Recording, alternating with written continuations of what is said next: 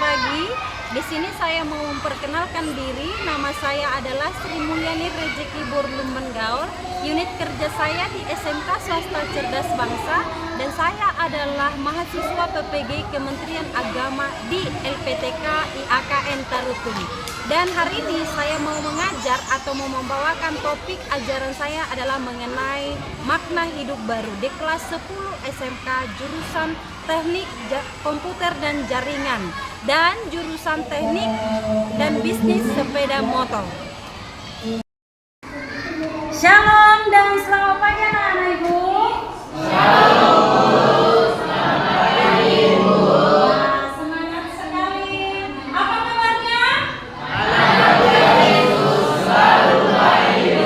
Tangan dong. Oke, sebelum saya kita mulai kegiatan kita, alangkah baiknya saya absen dulu ya. Atas nama Evian, Angga, Bama, Bobby, Chelsea, Dara, Dina, Ega, Ferdinand. Terima kasih. Halo Moan, Joy, Moses, Nova, Petrus, Raffi, Revaldi, Revando, Rian, Rizky Nathanael, Wanda. Oke, berarti hadir semua yang aku. Kita ibadah singkat. Oke? Ibadah singkat. Siapa yang bawakan ibadah singkat? Ya, silakan. Siapa lagi? Yang ada 3 ibadah singkat. Ada pujian, ada firman, dan ada doa. Terima kasih karena sudah bersedia.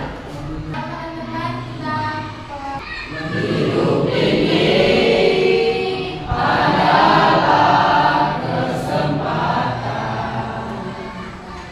Hidup ini untuk melayani Tuhan. Oh Tuhan, pakailah hidupku. Hidup ini sudah jadi berkah.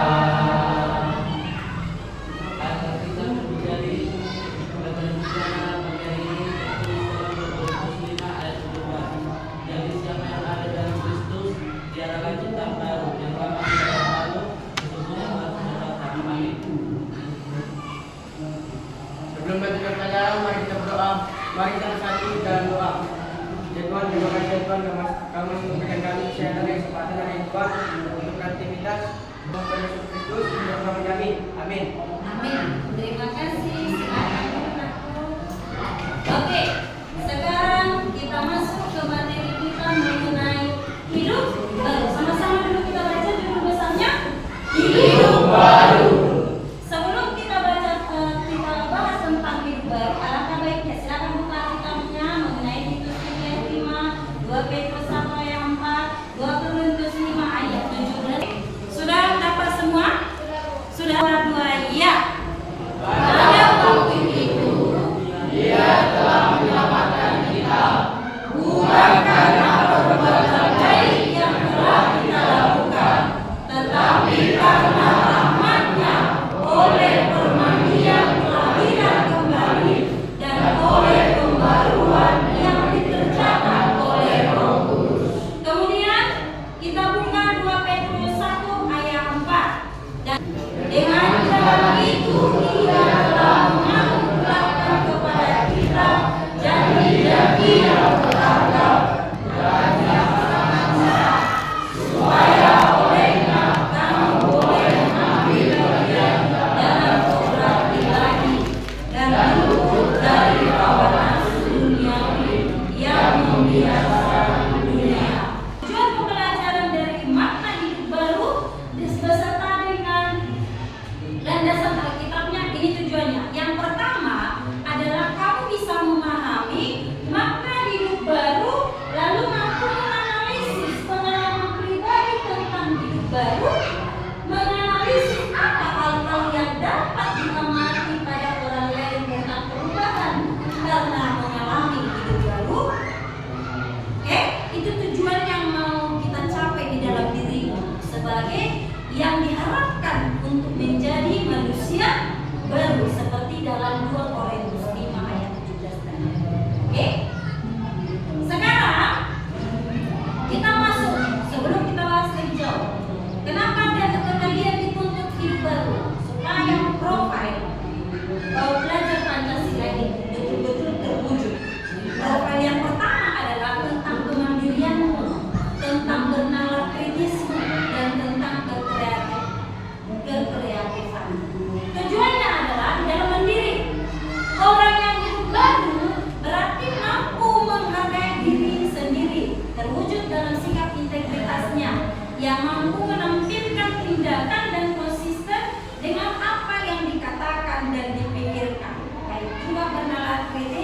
maupun kreatif, terlebih mengenai kreatif.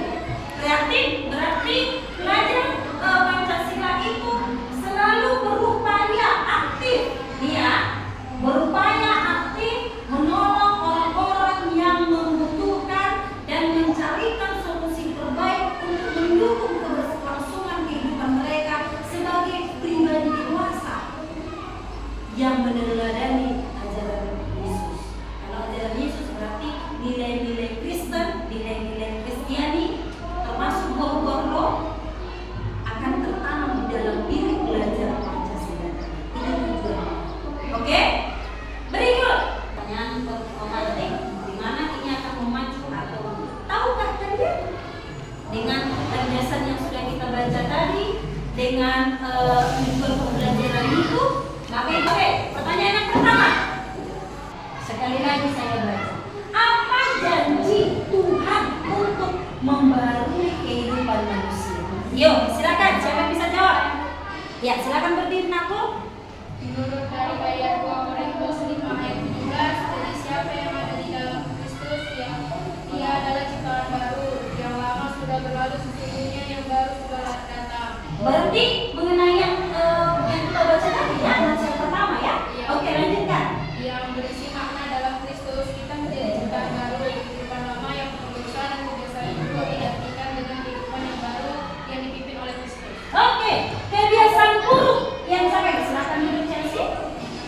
Kebiasaan buruk berarti sekarang yang mau dilihat dari 2 Korintus 5, berarti manusia atau pelajar Pancasila tadi ada kebiasaan-kebiasaan buruk, ya kan?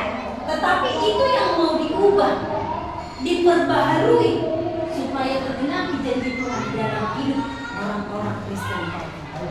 Kemudian yang kedua, bagaimana cara Allah sebagai pembaharu dan menyelamatkan kehidupan manusia tadi?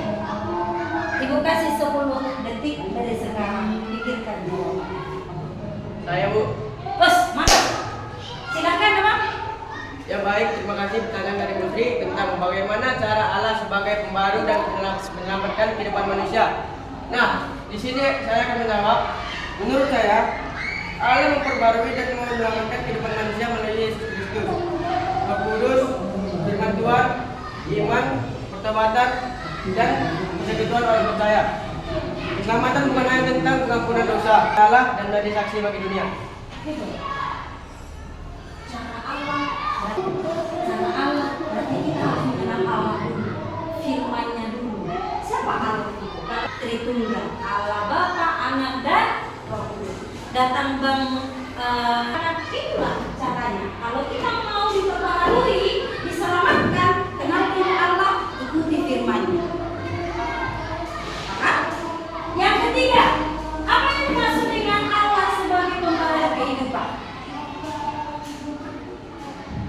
10 detik. Saya Bu. Yuk. Menurut saya adalah Allah sebagai pembaru kehidupan adalah proses bahwa Allah bekerja secara aktif untuk mengubah manusia dari lama yang penuh dosa menjadi hidup baru yang bekerja kepadanya. Pembaruan ini terjadi melakukan keselamatan dalam Kristus, karya Roh Kudus, firman Tuhan, dan komunitas iman. Dilakukan supaya memiliki pembaruan kehidupan ini. Lalu yang terakhir, apa janji Allah tentang Tuhan bagi orang yang membaharui diri tadi? Kita sudah baca tadi tentang Titus, tentang Petrus, dan tentang Korintus mengenai makna pembaharuan. Tentu kamu harus tahu janji Allah dari nas-nas yang sudah kita baca tadi. Siapa yang bisa?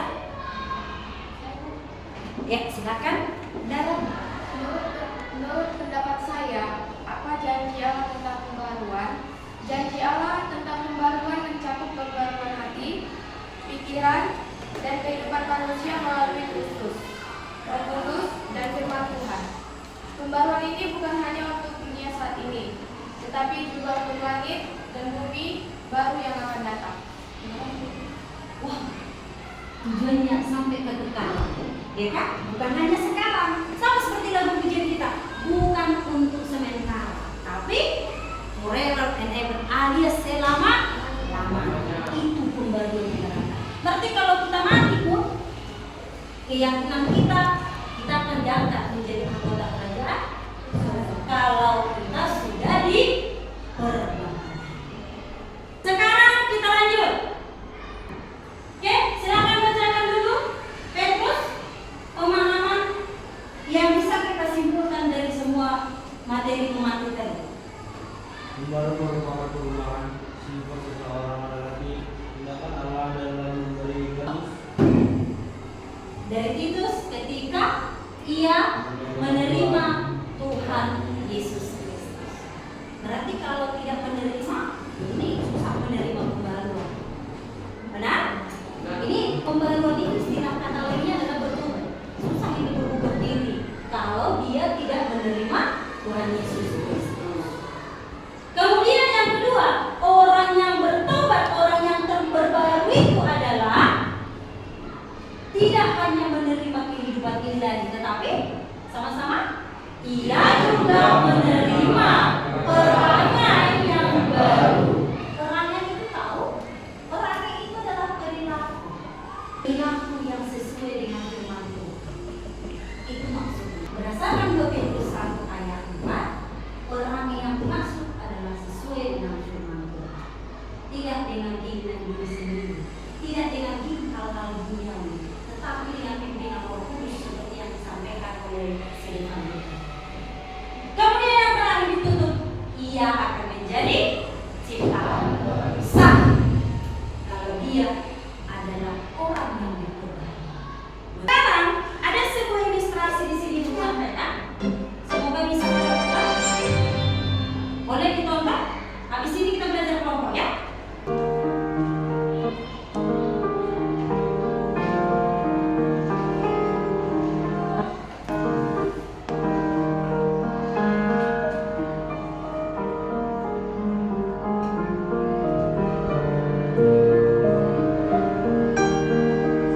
Ini adalah seorang anak-anak.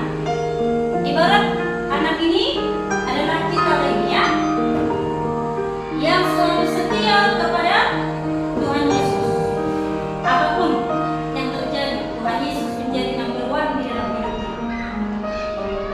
Dia selalu berjalan menuruti Tuhan Yesus.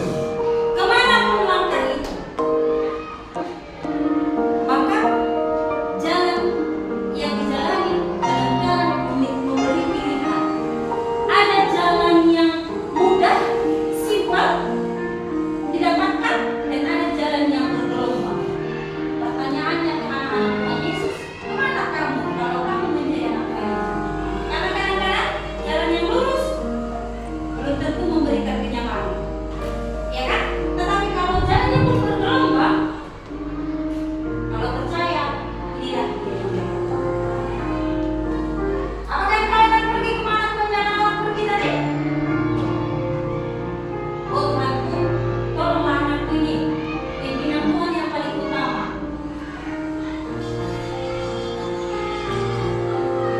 Bahkan melompat jurang pun kita bisa oleh karena pertolongan Tuhan Yesus. Dan kita akan membanggakan diri sendiri, bangga karena Tuhan Yesus adalah penolong kita yang sejati. Dan kita akan merasa semua hal yang kita lalui meskipun banyak tantangan tadi, yang bergelombang tadi, kita akan merasa, oh ini semuanya adalah karena Yesus. Banyak pun badai yang menerkam, yang menakutkan, yang bahkan menjatuhkan kita, yang bahkan sampai barang-barang kita tidak bisa kita bawa sama sekali. Tapi Tuhan Yesus tangannya selalu, always menolong kita, menopang kita, menyelamatkan kita. Maka disitulah kita akan bersyukur. Dan akhirnya kalau kita setia kepada Tuhan Yesus, kita akan menerima kado dari Tuhan. Tuhan Yesus akan menjadi penghibur. Itu kado yang pertama. Dan Tuhan Yesus akan tetap memeluk kita dimanapun kita berada. Jangan takut. Tuhan Yesus akan melindungi kita. Amin. Dan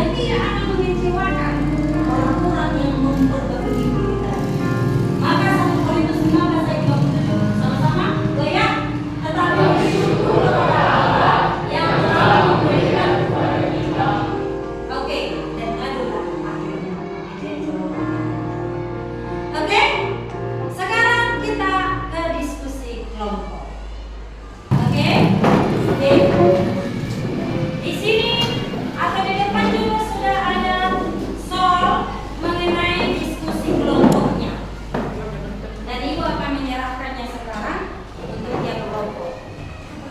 Nih, silakan dikerjakan bagian A dan B. Oke? Bagian A dan B. Di sini kelompok 2 silakan dikerjakan bagian C dan D. Di sini silakan kerjakan kelompok 3 kerjakan A dan B. Dan di sini kelompok C dan D. Kasih waktu 15 menit dari sekarang. Kalau ada pertanyaan yang mau disampaikan ke ibu atau kurang paham tentang soal-soalnya, silakan ditanya ke saya.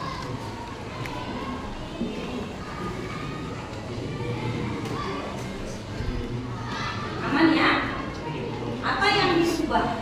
Berarti mengenai hatimu, perilaku, sifat dan lain sebagainya. Kira-kira seperti itu contohnya ya.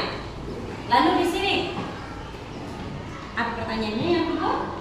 Mana yang lebih dahulu yang harus kamu ubah tadi? Kamu harus pahami. Ini soalnya harus dipahami dulu. Karena kamu sudah tahu tadi apa aja yang diubah kan? Oke? Di sini sekarang untuk bagian AB, apa yang mau diubah? Berarti mengenai tindakanmu, perilakumu, itu harus kamu bahas, oke? Oke? Mana yang bisa dipertahankan, mana yang tidak perlu dipertahankan, itu yang kira-kira yang mau dirubah. Yang mau dirubah itu berarti yang mau memperbaiki diri, oke? Oke, waktunya tinggal 2 menit lagi. Ada yang sudah selesai? Ada yang sudah selesai?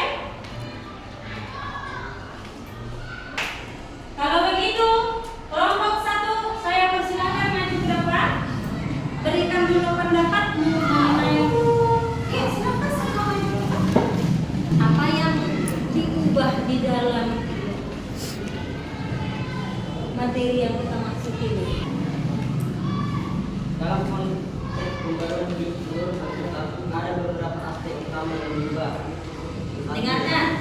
Hati dan pikiran, dari hati yang keras menjadi hati yang taat, dan dari pikiran duniawi menjadi pikiran yang bermakna, yang diperbarui oleh firman Allah. 2. Sifat dan karakter. Dosa dan kebiasaan lama diganti dengan buah-buah roh, dan keegoisan diganti dengan kasih. Coba. Intinya sudah didapat jawabannya tentang buah.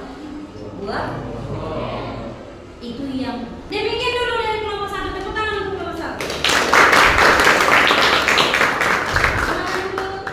Bagian C dan D dari kelompok berapa yang sudah selesai? 2 atau 4? Mana yang duluan? Oke, silakan. Mana yang lebih dahulu muncul? Menyadari dulu atau mengubah? Iya, silakan.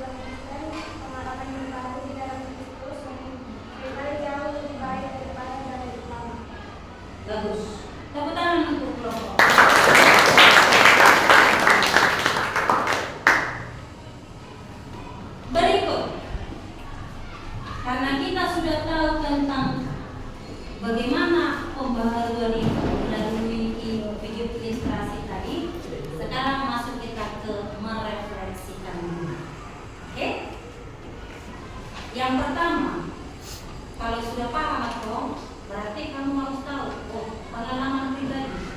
Apakah ada pengalaman pribadi atau situasi tertentu yang membuat Anda merasa perlu memperbaharui diri? Menurut kalian, berikan dulu jawaban. Siapa yang bisa jawab? Adakah yang perlu diperbaharui menurut kalian? Berikan dulu jawaban. Silakan. Seorang yang merasakan perlu mengalami ketika mengurangi konflik dengan teman atau saat merasa hidupnya kurang bermakna. Misalnya seseorang menyadari bahwa perilaku yang suka berbohong, kepercayaan orang lain mungkin merasa perlu berubah lebih jauh. Oke, bagus. Itulah yang perlu diperbarui. Kalau di umur kalian, apa sifat kebohongan tadi? Salah satu contoh yang disampaikan si Petrus tadi ya. Berarti kebohongan itu perlu diperbarui. Biasakan jujur. Yang kedua, dalam kehidupan sehari-hari, perilaku apa saja yang mencerminkan hidup lama di dalam diri SMK itu? Biasanya yang kita lihat, yang kamu lihat lah, yang kamu lihat. Siapa yang bisa berikan jawabannya? Oke, mantap. Silakan. Perilaku apa aja, Pak? Perilaku hidup lama yang perlu ditabrak oleh siswa SMK. 1. Kebiasaan menunda pekerjaan atau tugas sekolah. Oh, betul. Kita sering menunda pekerjaan. Betul. Ada lagi? 2. Berbohong atau tidak jujur pada guru dan teman. Berbohong kepada guru atau teman, betul? Jangan kan ke situ, orang tua aja sering kan? Betul nggak? Sebagai tuan yang nama, sering juga kita bohong ke orang tua. Ada lagi? 3. Menghabiskan waktu yang lama bermain game atau media sosial hingga melupakan tanggung jawab. Nah, ini zaman modern, habis di internet, betul? Lupa kerjaan, tidak mau dengar orang tua. Oke? Kemudian, apa tantangan terbesar yang dihadapi oleh siswa SMK di dalam mengubah perilaku yang tak bagus tadi? Nomor 3 ini, apa tantangan? Ya. Pengaruh lingkungan atau teman. Iya, itu yang paling utama. Lingkungan dan teman. Lebih besar pengaruhnya terhadap diri karena tidak dibarengi dengan firman Tuhan tadi ya. Nilai-nilai Kristiani tidak ada di dalam diri. Makanya susah. Jadi lebih gampang dipengaruhi oleh teman daripada Tuhan. Seperti dalam ilustrasi tadi. Kalau ilustrasi tadi lebih gampang dipengaruhi oleh Tuhan. Dia nggak mengikuti orang banyak itu. Dia mengikuti kata imannya. Ikut Tuhan Yesus selama. Oke? Maka ibu membagikanlah tugas di rumah atau asesmen pengetahuan. Silakan dikerjakan di rumah ya anakku. Jangan lupa, ibu hanya memberikan 1 per kelompok, ditulis di dalam catatannya masing-masing, dikerjakan di rumah. Minggu depan kita Oke? Oke? Teguh sekali. Dah, cukup sekali aja. Yang penting yang ngantuk tidak jadi tidur. Masih ada yang ngantuk? Oh, masih ada. Sekali lagi. Bagus. Sekarang kita masuk ke kesimpulan. Boleh menghadap ke sini? Bacakan kesimpulan kita semua. Maka hidup baru bagi anak-anak SMK bukan hanya tentang perubahan perilaku, tetapi juga transformasi batiniah yang membawa kalian anak-anak SMK pada pemahaman tentang nilai Kristiani yang sejati. Maka melalui refleksi yang barusan kita lakukan, anak-anak SMK harus sadar bahwa hidup baru dimulai dari diri sendiri. Sadar meninggalkan kebiasaan lama yang tidak sesuai dengan ajaran Kristus dan menggantinya dengan tindakan yang nyata yang mencerminkan kasih, tanggung jawab, dan integritas sebagai orang Kristen dalam bimbingan dan dukungan dari guru pendidikan agama, tapi dari guru-guru yang lain juga boleh, namanya supaya hidup bermakna dan berorientasi pada kebenaran. Oke? Oke? Demikianlah dulu untuk materi hidup baru di dalam Kristus. Kalau begitu, karena sudah selesai berakhir pelajaran kita, atau ada lagi? Ada lagi? Beres semua? Terima kasih. Tepuk sekali. Maka kita tutup kegiatan kita dengan doa yang dipimpin dari Daniel. Wah, mantap sekali. Silakan Ceci. Ya, kita berdoa. Bapak, terima kasih atas berkat yang telah berikan pada hari ini. Kami mau pulang bersama kami keselamatan sampai ke rumah. Dan berikanlah kami kepintaran yang telah diberikan kepada guru kami. Inilah doa yang tidak segera bila yang kusuma dengan darah yang kudus dan nama Yesus Kristus yang berkabung di situ. Amin. Terima kasih Chelsea. Oke, silakan dirapikan aku kursi-kursinya.